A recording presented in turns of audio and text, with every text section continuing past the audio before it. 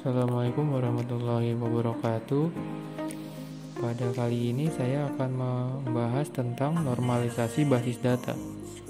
Pengertian normalisasi adalah teknik atau pendekatan yang digunakan dalam membangun desain logik database relasional melalui organisasi himpunan data dengan tingkat ketergantungan fungsional dan keterkaitan yang tinggi, sedemikian sehingga menghasilkan struktur tabel yang normal. Apa sih tujuan dari normalisasi?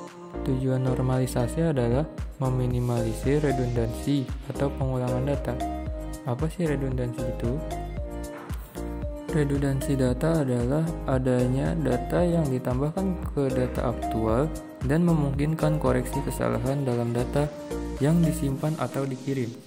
Lalu tujuan normalisasi berikutnya memudahkan identifikasi entitas, juga mencegah terjadinya anomali.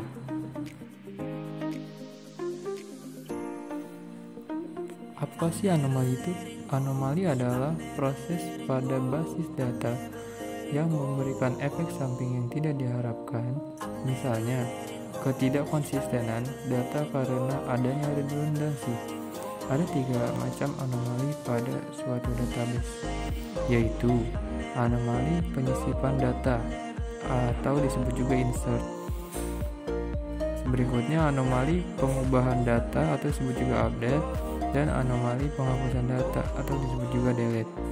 Bila ada anomali, maka relasi mungkin perlu dipecah menjadi beberapa tabel lagi agar diperoleh database yang optimal.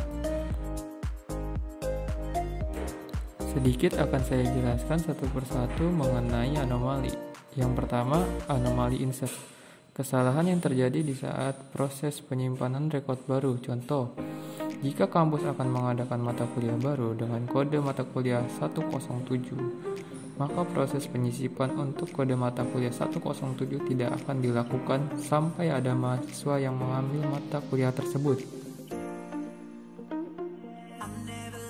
Berikutnya yang kedua, anomali update. Anomali update atau kesalahan yang terjadi pada saat proses suatu record.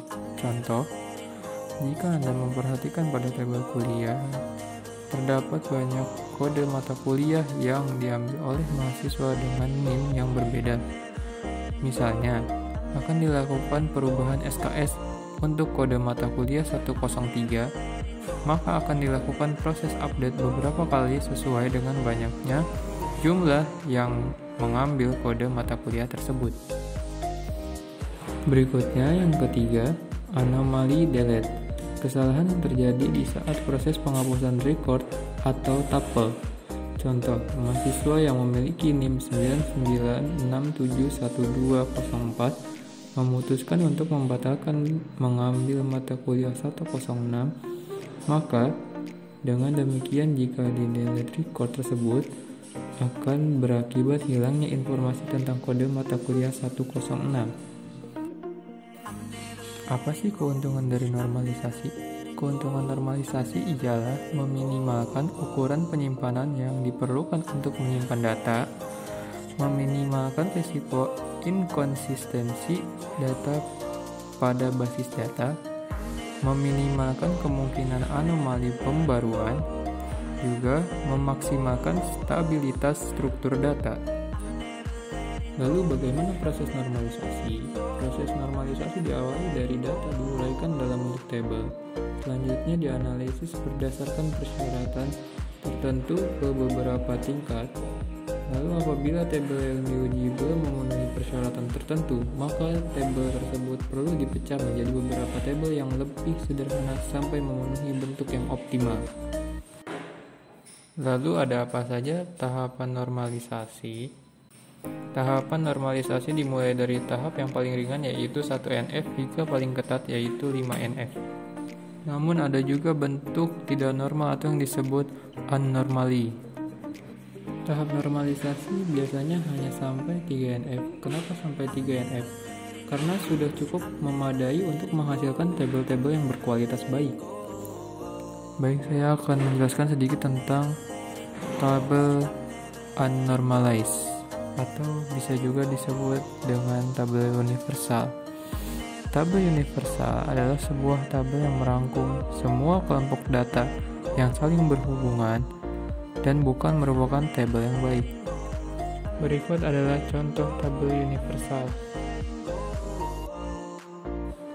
Selanjutnya, bentuk normal pertama atau biasa disebut first norm form. Bentuk pertama ini dapat terpenuhi jika sebuah tabel tidak memiliki atribut yang bernilai banyak, dan juga setiap atribut dalam tabel tersebut harus bernilai atomik atau tidak dapat dibagi-bagi lagi. Sebagaimana contoh tabel berikut. Lalu selanjutnya, bentuk normal kedua atau biasa disebut second norm form dapat terpenuhi jika dan hanya jika relasi tersebut memenuhi norma pertama dan setiap atribut bukan kunci bergantung fungsional sepenuhnya secara utuh kepada kunci utama. Berikut adalah contoh bentuk normal kedua.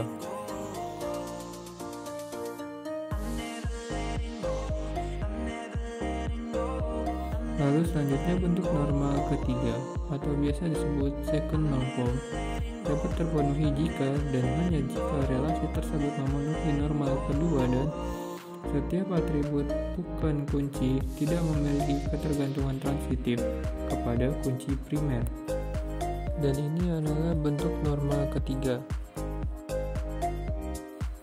Baiklah, mungkin hanya itu saja yang dapat saya sampaikan. Kurang lebihnya mohon maaf.